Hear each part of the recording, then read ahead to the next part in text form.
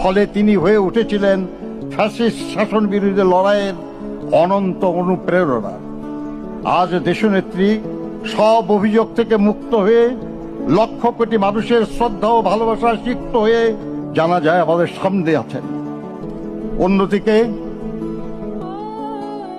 যারা তাকে জেলে পাঠিয়েছে, যারা তাকে গৃহহীন করেছে, তারা রান্না করা খাবার খেতে পারেনি, পালিয়ে যেতে বাধ্য হয়েছে। মাথার উপর তাদের ঝুলছে মৃত্যু পরোয়ানা।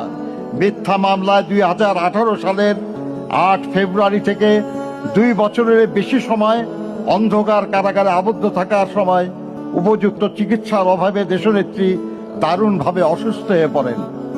সমগ্র দেশবাসী সাক্ষী।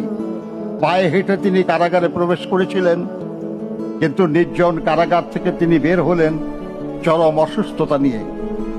দেশ বিদেশের চিকিৎসকদের মতে পরবর্তীতে গৃহবন্দিত্বের 4 বছর তাকে বিদেশে চিকিৎসার সুযোগ না দেওয়ার কারণেই তার অসুস্থতা বৃদ্ধি পেয়েছে এবং তার ফলশ্রুতিতে অবশেষে তাকে মৃত্যুর কাছে হার মানতে হলো এই অপরাজয় নেত্রীর।